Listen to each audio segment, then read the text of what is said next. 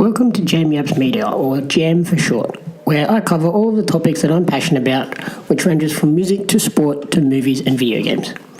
Prior to the festive break, I was fortunate enough to speak with Jordan Hastings, the drummer from my favourite band of all time, Alexisonfire.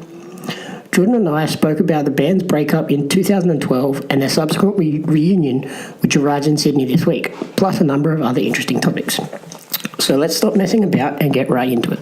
The past 5 years have been a bit of a roller coaster for yourselves and fans. Yeah. How are you feeling at the moment? Not bad. I'm actually sitting on my chiropractor's table at the moment with a bunch of acupuncture needles in my lower back.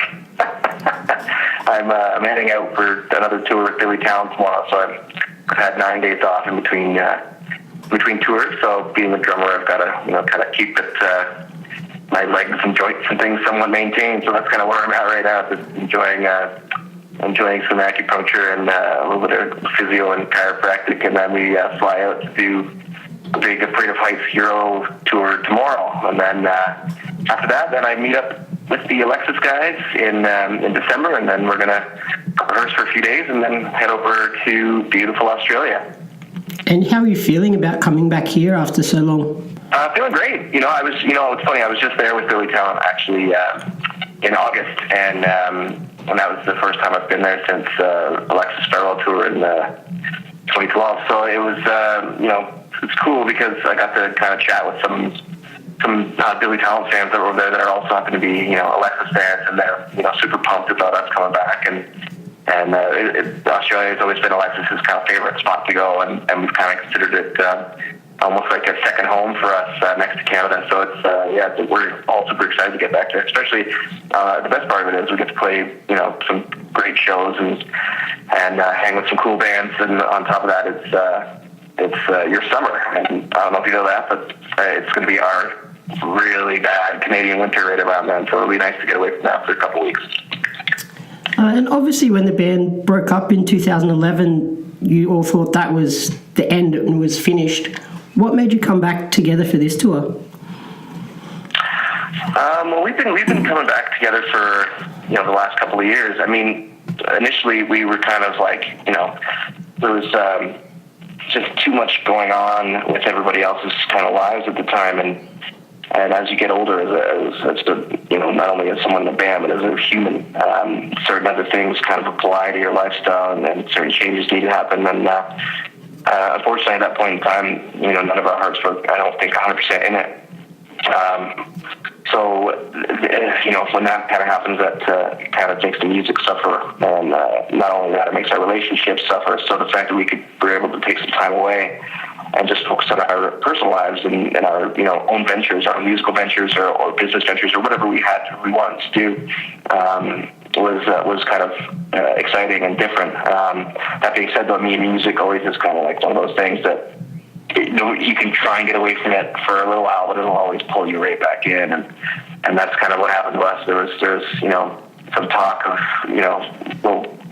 we'll chat on the phone here and there. Maybe I'm talking to Wade or Steele's talking to somebody, or someone's talking to somebody. I'm like, hey, what do you guys think about getting together, having a dinner? And we'll do that, and then it kind of just progresses from there. And then before you know it, we're like, okay, holy crap, let's do let's do Reading and Leeds, which we did last summer, not the summer that just passed, but the previous. And let's do a couple of shows here and there. Let's do Chicago Ryan Fest, because at the end of the day, we're all we are close friends and business associates, and we've known each other for a very long time, and we love to do what we do. So when everyone's schedules kind of sync up, it's exciting for us to be able to do. To be able to play those old songs and have that old feeling back on stage again. So that's kind of how it goes, and how things progress. Have been progressing and moving forward, I think. And do you feel you enjoy the shows more now because it's a special event? Yeah, you know what? I think so, because when we used to tour, we would tour really hardcore. Like we would do a couple of months off without going home, and that weighs heavily on not only yourself, but weighs heavily on your relationships with friends and family. And it's just, it can really stress you out. So now it's like it is. You're right. It's kind of like a special occasion. So yeah, we do. I think we do enjoy it immensely now. And now that we're a little bit older, we're a little bit wiser, it's kind of like, I think we can see that, how awesome it is to still be able to do this after so many years. And I think we're really grateful to be able to do it, and not have to kind of burn ourselves out and burn out morality of the band too, which was a big issue for us when we did actually break up. We don't have that stress anymore, which I think is massive for us, and it's super exciting moving forward. When was the decision made to expand the trip down under from a festival show to a full tour?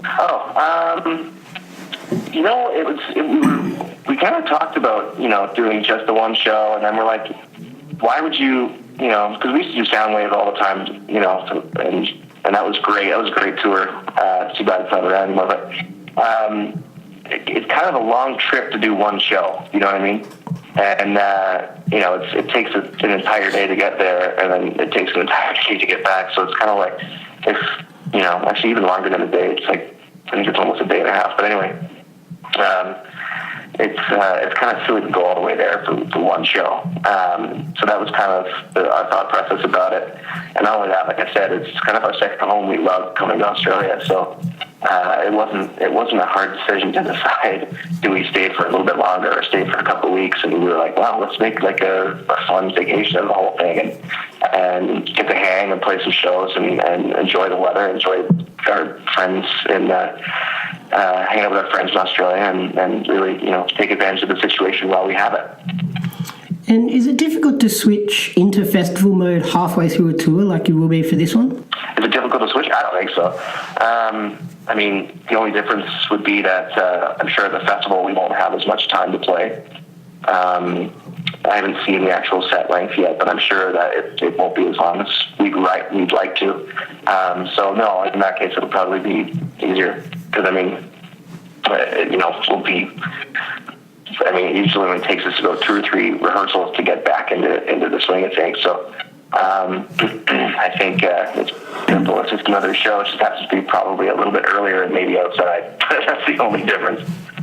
And maybe not quite as long of a set at the festival show either. You're often hailed as one of the most influential bands out of Canada. That must be nice to hear, but I'm guessing it also brings a little bit of added pressure as well. I've never heard that before.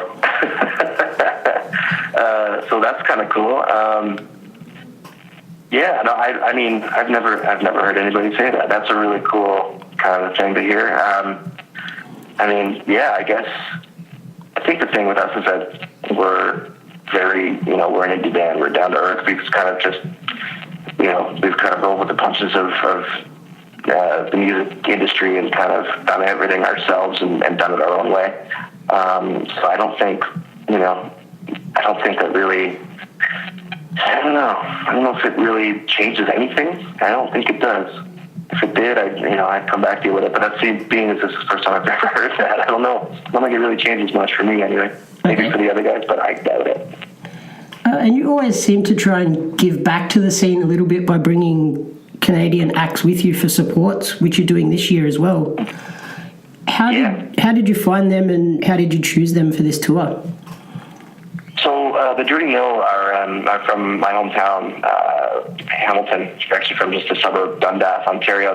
They live literally, 10, 15 minutes away from me. And I've known them for a little while now because my other band that I have right now is a band called Say Yes. And we played a bunch of shows with the Dirty Mill when I'm playing with that band. So, and we all have kind of the same friends in and around Hamilton and Burlington, Ontario. So it was kind of an easy decision. And not only that, since I've been out with Billy Talent on this Afraid of Heights tour that they're doing, Billy Talent's actually been bringing out the Dirty Mill as well, who are also local boys, Billy Talent being local boys. So, it's kind of an easy thing. We're actually doing, I'm going to see the Dirty Mill guys the day after tomorrow in Spain when we start our Euro leg of that tour. And then we just did America with them in a month and a half ago, or I guess about 2 months ago.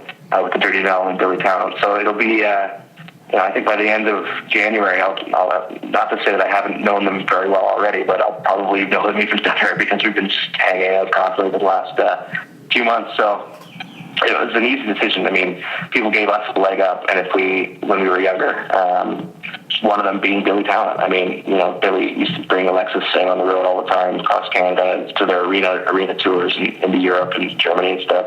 And I think, and they're still doing it with bringing Dirty Nil out to the next Billy Talent tour. But Alexis, we're just returning the favor. Why not bring out some amazing musicians and some close pals to Australia for their first time? I think that's it's special that we'd be even able to be in that position. So to be able to do it, well, I mean, it just seems like something that's a no-brainer to us. What can fans expect from this run of shows, particularly in Sydney? I would expect if you've seen Alexis before, I would expect the same thing. Probably even a bit more energy because we haven't played in Australia for quite some time, so it's going to be an exciting group of shows for us. So yeah, I guess if you've seen us before, I would expect that, but maybe even more excitement. And if you haven't seen us before, well, I guess you have to get ready for it. It's going to be a lot of fun. We're really looking forward to it. Finally, I'd be remiss if I didn't ask, what does the future hold, and can we hold out hope for a new record? I have no idea. At this point in time, we're all so busy doing other things. I've got three bands on the go right now, two of which are in record cycles. Like I said, my band Say Yes just released a record, and I just did a tour with them in Europe last month, as well as touring with Billy Talent last month, so I was doing double duty. And so the Billy Talent run kind of is around this Alexisonfire run, so it's super busy on my end of things. And Dallas is in the middle of a tour cycle for his City Color project, so it's one of those things where obviously we'd love to be able to write a new record. I don't know if that'll ever happen, or if our schedules will sync up. Ideally, I would really hope so, but only time will tell, and we'll have to wait and see what happens. Wonderful. I think that's all I need. Thank you very much for your time, and good luck with the tour. Cool. Cheers, Jamie. It was nice talking. Hopefully we'll talk to you soon. I hope everyone enjoyed listening to my conversation with Jordan as much as I did doing it. Apologies for how long this has taken me to get out to everyone. I've unfortunately been quite unwell and thus unable to edit this all together. However, if you enjoyed this interview, please subscribe to my channel, bookmark my website, jamieappsmedia.com, or support over on patreon.com/jamieappsmedia so that I can continue to bring you more just like this. Thank you.